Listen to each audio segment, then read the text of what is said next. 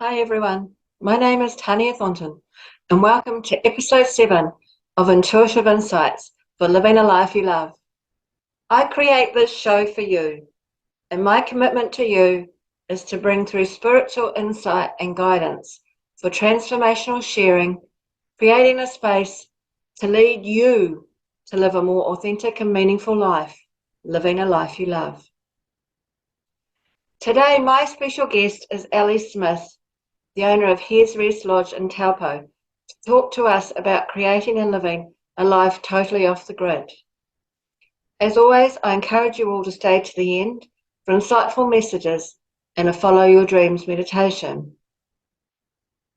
I wanted to share with you one of my dreams, which was to publish my own book. I had pieces of paper written all over the house, and I had no idea how it was going to be published, until one day I paid attention to an email invitation that came into my inbox, inviting me to attend the Hare You Can Do It seminar in Melbourne. My intuition, which I could not ignore, was telling me to go, so I answered the email straight away, saying, "Sign me up." And so it was. And I travelled with 3 strangers to Melbourne to the Hare You Can Do It seminar.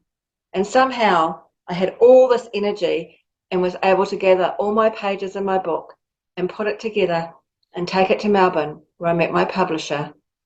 And then my dear friend Maureen McWilliams offered to illustrate it for me. So it all came together. And I also got to meet Louise Hay when I was there. My book, Insights from the Heart, has now been created and is up on Amazon. So my advice to you is to follow your dreams and to never give up. So today we are going to do a meditation on following your dreams. Make yourself comfortable and relax with your feet on the floor as we go into a meditation. Open your heart and your mind to what is unfolding for you right now. If you have a dream, then trust it, and we are going to polish this up today. Take a deep breath in and a deep breath out. Let go of everything that has happened this week. Take a deep breath in and let it all go. It is okay for your body to relax. I want you to relax with your feet on the floor. Relax ankles, feet and toes. Relax knees, thighs, legs and your hips. Relax your belly and your upper body. Relax your shoulders, arms, hands and fingers. Relax chin, cheeks, nose and the top of your head. Now you are so relaxed, we can start. I can feel myself breathing in and out. I release all thoughts that are going around in my mind. The more I release these thoughts, the more present I am. The more present I am, I trust my thoughts around following my dream. I am starting to notice things that I have not noticed before. I am starting to connect with my dream. I am starting to feel that I am living my dream. I am starting to create steps right now to create my dream. Every action step I take is towards my dream, no matter how big or small. I choose to see new opportunities opening up for me and my dream. I am open to walking through new doors to create my dream. Imagine if everything turned out so much better than what I have been thinking for my dream. I am so grateful to have these opportunities open up for me. I am keeping my focus on my dream in the weeks ahead. I am taking all action steps required towards achieving my dream. I trust in my dream and understand that my dream is taken care of, and everything will work out for the highest for everyone concerned. So when you are ready, come gently back into the room and open your eyes. Feel all of your body back in the room. Open your eyes with a whole sense of new awareness around your dream. Know that everything is working out for you and your dream. And here is an affirmation you can say to yourself. I know that there is an unseen force working behind the scenes to help me achieve my dream. And the angel card we are looking at today from my angel card deck is Dream. The angels are asking you to follow your dream. There are divine forces working alongside you to achieve your dream. You are using your intuitive guidance to take your steps toward your dream. Believe it is your time and your dream is happening for you. You are starting to reap the rewards of all the seeds you have sown and all your hard work. Congratulations and celebrations are in order.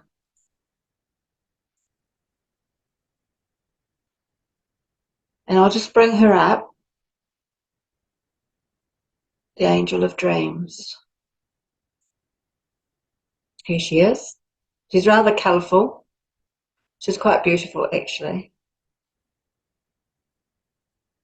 And if you dream it, you can create it. Everyone can have their own dreams. My guest on the show today is Ellie Smith, who was a corporate professional for many years and is now a full-time luxury accommodation owner in Taupo with her husband Glynn. And Ellie is going to talk to us about their dream today. So welcome, Ellie. Thank you for being on the show today. Thanks, Tania. Thanks very much for having me. It's okay. So, Ellie, you and your husband Glynn run a successful business from your lodge at Hare's Rest, which you run totally off the grid now. And I know my listeners would love to know more about your story and how you got here. Well, we were living in Sydney at the time, back in 2005, and we came home to New Zealand for a bit of a family visit, and we were spending some time in Taupo, and we just happened to flick through a Harcourts magazine and saw this property advertised, and weirdly, I don't know why, we just decided to come out and have a look at it. It was heaving with rain, miserable day, the place was flooded, it was a very soggy looking spot. But we put in a bid, and by the time we got back to Sydney, we were the proud owners of what our local farmers call the worst bit of land on Poihipi Road. We've got 25 acres, mostly steep and a little bit of flat land, and it floods occasionally. We've got 100-year-old trees. The area used to be a very large lowland totara forest and was milled in the early days, and so the driveway in is the old railway line, and we were really struck by the drive in. It was really quite magical, and when we returned to New Zealand in 2007, we started spending time at the property and clearing windfall. It hadn't been looked after at all for many years, and a great source of firewood for Glynn's parents. And then we started planting natives and exotic trees and developing the gardens. I mean, I've seen it, Ellie, and it does look amazing. And when you first describe it, it's like, did you ever see yourself being where you are now when you first got there? Well, I guess we bought the property on a bit of a whim, really, and I don't know. Gosh, the time that we'd spent in London, we used to spend a lot of time in the countryside, and we really had wanted to buy a property in the country there, and it just didn't happen. So I guess it was like an alternative, and I don't know. We just, You're currently living your dream of how life can be. yeah, well, I think we like having projects. We enjoy being busy, and with the corporate jobs that we had, it was quite stressful. So spending our time here working away on the land was, I guess, quite cathartic. And your efforts were rewarded by the progress that you could see. Unlike often with jobs, it's just you wonder why you're doing it. I know. Well, I've actually, I have actually got here uh, some photos Oh, of right. the lodge. So I took some while I was up there. Oh, here they are. Here they are. Here it is. So you can maybe talk us a bit through this. So this was the view outside our window. Okay, so we actually built the lodge in 2000 and end of 2009, and finished it in Easter 2010. So it's sitting on sort of an elevated building platform that we had put in, and it sort of looks down over the flat land and out to the established trees that were part of the original farm. So that's we do offer catering. We're a few minutes or 15 minutes from town, so it's nice to be able to offer people the opportunity to be able to just hang out at Hare's Rest and not have to do too much. It's self-catering, so there is a reasonable, well-equipped kitchen. But sometimes people, for a treat, for a birthday or a special occasion or whatever, we do provide catering options, which includes an antipasta platter or a catered two-course dinner. So that's the little fireplace. So we, with being off grid, we use the wetback to heat the water. Particularly in the wintertime, we can run the hot water using what we call spilled power. So by about 10 o'clock in the morning on a sunny day, the batteries are completely full, so we can't store any more power. So we can run the electricity and heat the water during the day, and then turn that off at about 4 o'clock in the afternoon, and it keeps hot, till showers for the next morning. So it's a very efficient way to maximise the use of the solar system. That's awesome. This day was awesome. So Wayne and I feel very blessed to have been able to come there. And of course we had the beautiful platter as well and a few other treats. So, but Ellie, I believe to achieve a dream, much hard work and sacrifice happens, and also challenges become a reality. And can you share any challenges that you had along? Sure. Well, there were many. Well, it has been a great journey, and it's been an incredible amount of hard work. But as I say, we love a project, so we have enjoyed every minute of it. So as well as developing the land and working on creating the lodge, Glynn was quite fascinated with the emergence of the truffle industry, and which is a kind of a new science in New Zealand. They don't occur naturally. And we ended up planting 120 oak and hazelnuts, which are impregnated with truffles. So that was about probably 12 years ago.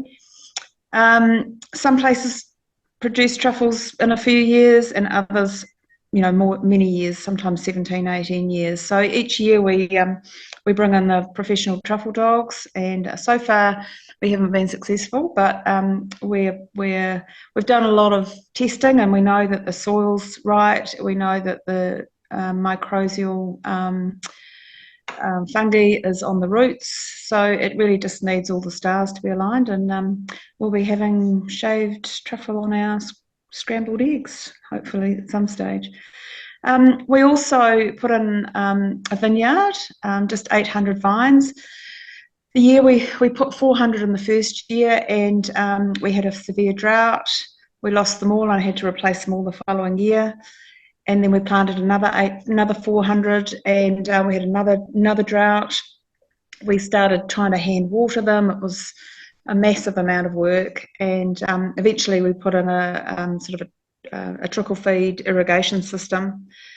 And really, since then, we haven't really had a problem. So that's a bit of Murphy's Law. Once you've got everything in place to to cover these kinds of things, for some reason you don't seem to need it. But it does give us a level of comfort that we have the water there if we need it. In 2008, before we had built the lodge, we had a little old building that was down on the side of the track. It had been a bedroom of some sort. It had that horrible sort of Weet-Bix wallboard on the inside. Anyway, we dragged it down with a tractor, and I said to Glynn, this will be perfect.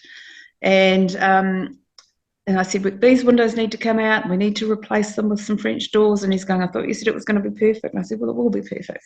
And we relined it and insulated it, and that became our little sleep out, if you like. So when we'd come up for weekends, we had somewhere dry. We didn't have to be in a tent, and we sort of set up a bit of a outdoor kitchen there. And we really enjoyed, and even in winter we'd come up and we'd have a little brazier going, and we'd sit outside and star watch, and it was really super special. And during that time, we continued to maintain the land and cutting back down trees that had, got unwieldy. And now that we've done so much planting, every winter we do a massive amount of pruning, and often we're dragging about 60 or 70 big trailer loads of prunings down to our very large burning pile, which we're about to set off at some stage soon when we get the right weather conditions. But we collapse into bed at night at the end of each day and just to feel every muscle, but we had a great sense of achievement and we felt very happy and content.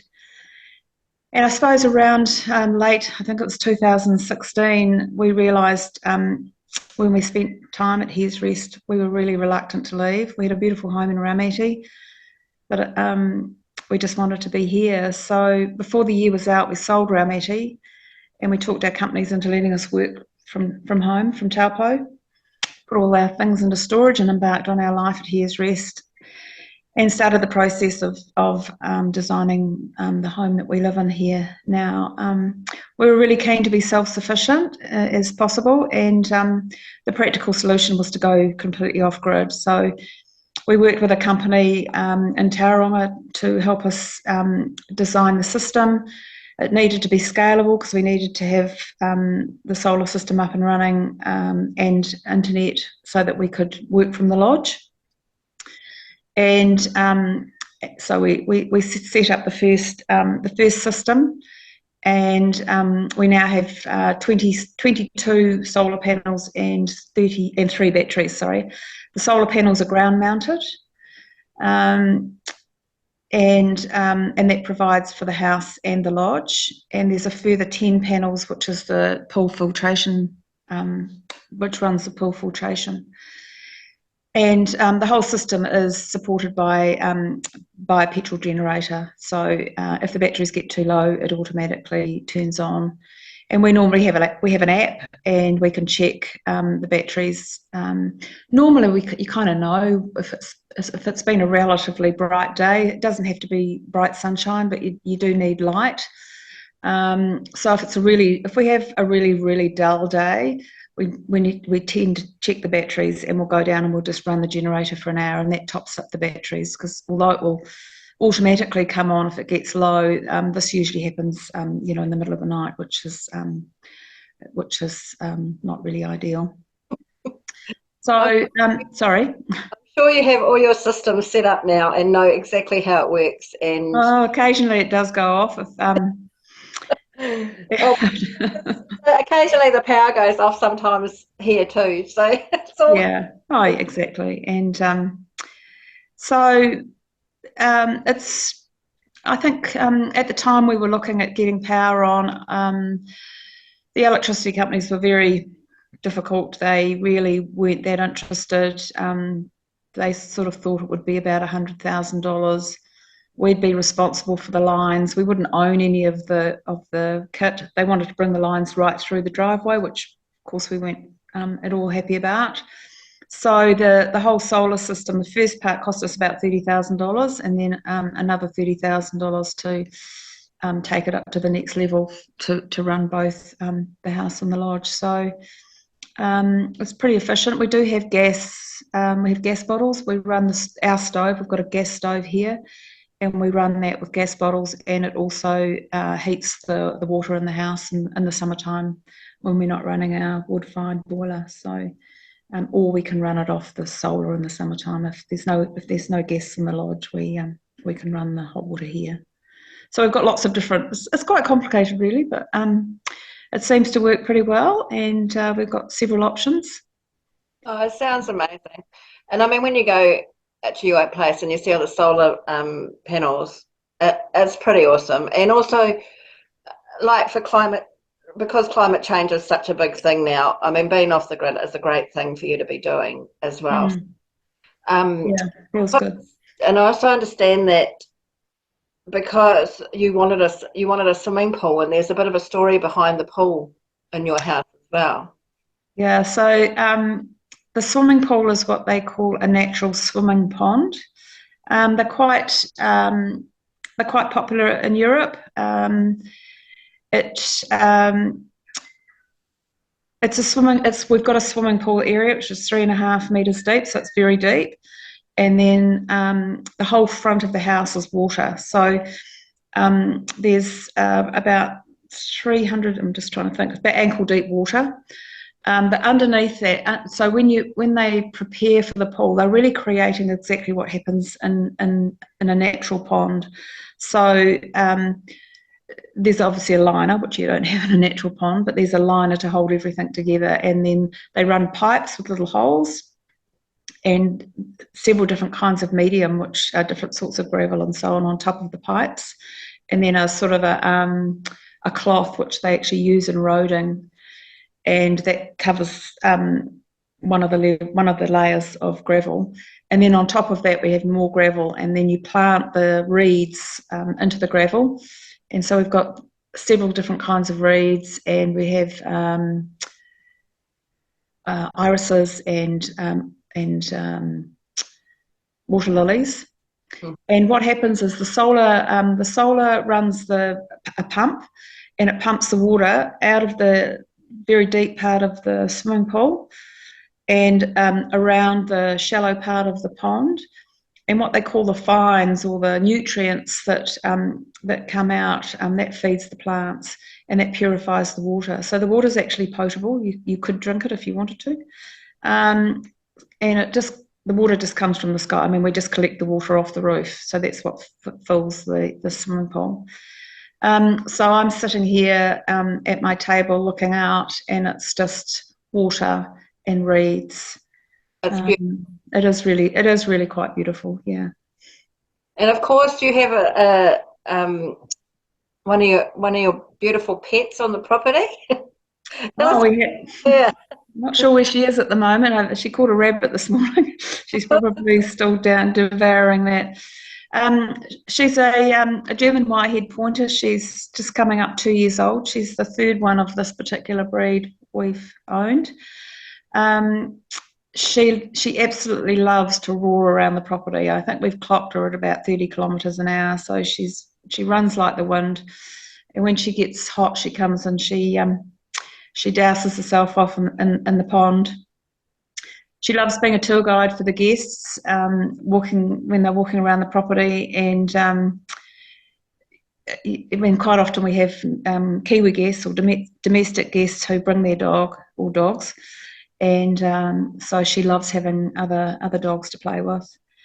We, of course, there's not everyone loves to have a dog racing around, so we always we keep her in check when we're meeting our guests, and if they have a dog, meeting their dog and just making sure that they're okay with Meg, and then we take her down and introduce them. And 99% of the time, they fall in love with her. She is a lovely dog, and she's kind of settled down. She was pretty crazy as a puppy, but Yeah, she's not too bad.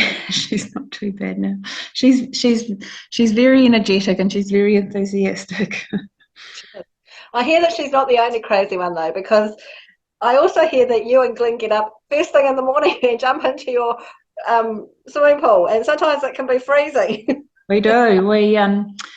It's called cold water immersion, and it's supposed to be very good for you. So yeah, we get in pretty well not every morning, but pretty well every morning. And in the wintertime, the shallow part of the pool, if we have a heavy frost, can be actually frozen over. So if we do have a heavy frost, we have to break the ice because you have to walk through the shallow part and then you get into the deep part. And we stay in for about 4 minutes. And then we get out and do a little exercise regime. So, yeah, we're both, for a couple of oldies, we're both very fit and healthy. So perhaps there's something in it. It's a bit addictive, I have to say. Once you start, it is quite hard not to do it. I know that sounds weird. I think you're very brave. But anyway, what is it that you really love? Because you've opened up, you've opened your place up. You're sharing it with people now. And what about that is it that you really love, Ellie? Well, I think we wake up every morning, and which is always a good start, and we enjoy having a coffee in bed and sitting looking out over our pond. And the morning light is often very, very beautiful, particularly at this time of the year where the sun just starting to come through the autumn colours of the trees. And the native bird song is just spectacular. The sky is just alive with birds flitting across, circling and gliding. We've got lots of hawks and white-faced heron. In summer, we get I think we have about 10 mating pairs of kiruru, and they just swooping across. They sit in the trees. They're very close to the house, so you see them up close and personal. And in the summertime, we get the swallows coming in, and they hover over the water and eat the insects and the kingfishers. And this time of the year, they perch on the pool fence looking for sort of the last of the tadpoles. So it's just such a beautiful start to the day. I mean, how much better can you get? And so with our 25 acres, we regularly what we call walk the boundary, which is kind of a farming term. And we just really enjoy the changes in the seasons, just looking at things that are budding up or new things that are flowering. We've got quite a few sculptures that we've brought over the years, and they provide a bit of interest and quirkiness around the property. And we just love having we always have lots of people staying with us other than our lodge guests. Taupo is such a through place, it's such a people are always coming through Taupo, so it's a rare weekend that our guest room is empty. And we decided when we built the house, we decided that we wanted to share our little piece of paradise with other people. And so towards the end of 2019, we opened the lodge as a luxury self-catering bed and breakfast. And shortly after that, we had COVID. So I think we had about 4 months of guests, and 99% of them were probably international. So when COVID hit, we sort of wondered what was going to happen. But once things started opening up and people were desperate to get away and have a bit of a change of scenery, we got really busy, and it's been wonderful. We have a lot of our domestic guests come over and over and over. So we've actually made some really lovely friends. Obviously, the internationals, and they've started coming again. We had a very busy summer with our international guests from all over the place. They obviously don't come regularly because it's often a once-in-a-lifetime trip for people coming from Germany or Belgium or the States to New Zealand. But even so, we often keep in contact with people. A lot of people say to us, please come and stay with us or come and see us if you're coming our way. And as Kiwis, we do tend to do that. If we make a friend, we think that's a genuine thing. So we're actually going to see some friends that we met through the lodge when we go to Europe next month. So and we just enjoy.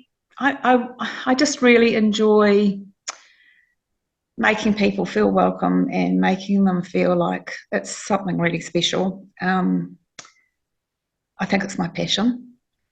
And I think I've always liked that. We've always loved having people to stay, and I like to not fuss around people, but I like to make sure everything's perfect and everything's ironed, and I have nice things for breakfast. So the lodge is kind of a perfect extension to that, and Glynn and I both enjoy cooking, so we make a lot of effort to provide a lot of things in the lodge that you wouldn't perhaps normally find. So there's lots of what I see as sort of luxury extras for the kind of place that it is. And part of that is that we've travelled ourselves extensively, and I've picked up things that have wowed me when I've been travelling. I thought, oh gosh, that's so nice. Those are the kinds of things I've picked up and included in our lodge. And different things, push the buttons for different people. For some people, it's, the fresh flowers on the table. For other people, it's the quirkiness of some of the art. For some people, it's just the little welcome handwritten note on the board.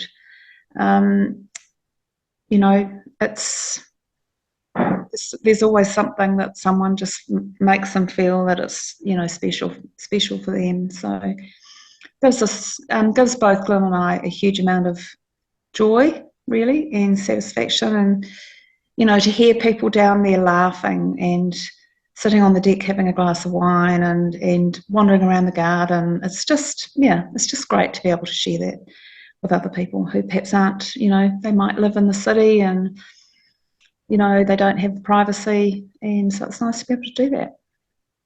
Well, I can tell you that we especially love the homemade bread, the Afghans, and of course the free-range eggs. So you've got some chickens there, and I hear some sheep as well.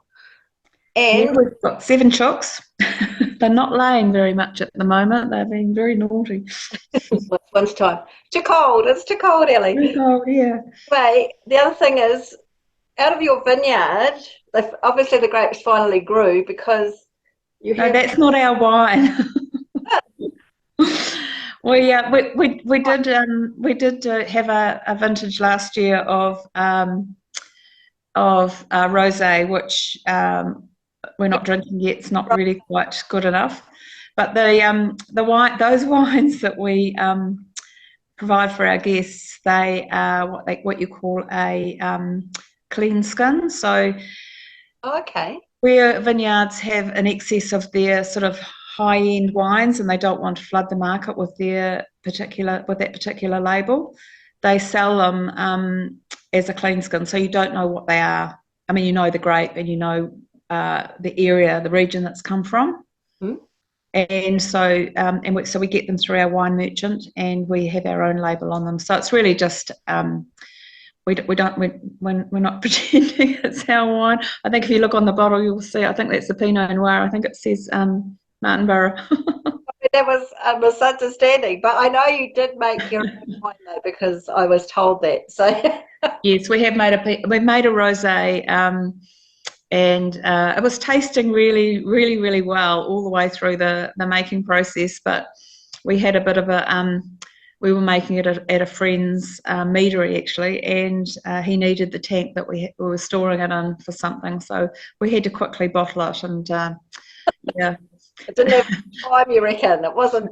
We opened a bottle the other night, and actually it was smelling better and tasting not so bad. So we're thinking maybe it will just. I know you don't age rosés, but maybe it will come right. We'll be able to offer it to our guests as a drinkable wine, but we'll have another go next year. Right, I can't wait for that. Well, so as you know, this show is to help people move towards living a life they love, which you've achieved. So what advice would you give people, Ellie, to help listeners to find a path for them to get to live a life they love? I mean, this may not be their dream, but whatever they're doing, do you know what I mean? It's just yeah.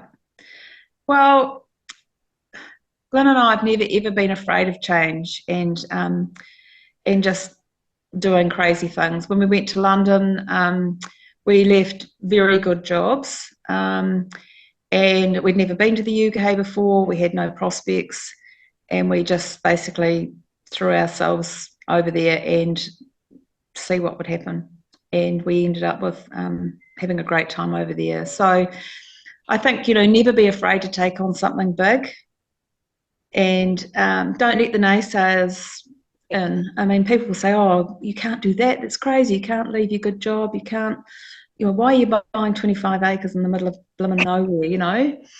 So I think you just have to follow your heart. If you feel like you want to do something, just do it and let yourself have a big life. There's what can happen, what can go wrong. You're not going to die, you're not going to starve. You can always make a different decision. If you find you don't like something, change it. And with a project like this,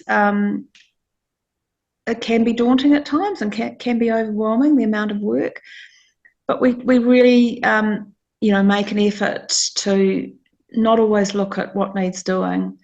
We look at what we've achieved, and we celebrate that, and we trust that if we dream something, it's doable. If you think you can't do something, you can't do it, and you won't do it. If you think you can, then somehow the universe just allows you to make it happen. As soon as you decide you're going to do something, the doors start opening and things start appearing. And so I think that's the magic of having a dream and putting making the first step, and break the egg, make the omelette. So, Ellie, so the listeners know that they can contact you to stay. Whereabouts can they get hold of you? Okay, so we're just 15 minutes out of Taupo going north. We have a website. It's haresrest.co.nz, and there's a lot of information on there about the property and what we offer. And we, on the Book Now page, you can find details of our rates. And if you scroll down, there's our calendar and you can check our availability. And the best way to contact us is to complete a contact form. We respond really quickly to that because we're off-grid. We don't actually, well, not because we're off-grid, but we don't have cell phone service here. And we do have a phone, we have an internet phone, but we're usually out working in the garden. So the best thing to do is do the contact form, which sends an email, and we get emails wherever we are, and we check those very regularly. And we can answer questions, and if we can confirm bookings and send you an invoice, do whatever. And also under Google Maps, we've got a listing under Google Maps. And if people want to go and have a look at that, at the moment, so far, we've got about 46 really fabulous reviews. So you can read the reviews for yourselves. We've had lots and lots of very happy customers or guests, and we look forward to welcoming lots more people over the next couple of years, or however long we decide to carry on doing this. Yeah. Well, Ellie, we had so much fun last weekend, and we can't wait to come back. So we will be in touch soon as well. But thank you so much for today. It's been a pleasure to have you on the show and to hear all about Hare's Rest and how you achieved what you did. We think it's amazing. We think it's very inspirational, and for others seeing this, it is. You're inspiring other people. So thank you so much. Thank you very much. And it was lovely to have you staying with us and cooking for you. It was a real pleasure. Thanks, Ellie. Okay. See you later. Enjoy the rest of your day. Bye. Bye.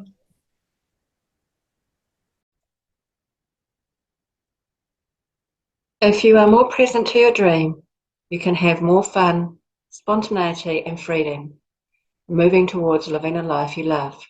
My dream is to have my own TV show.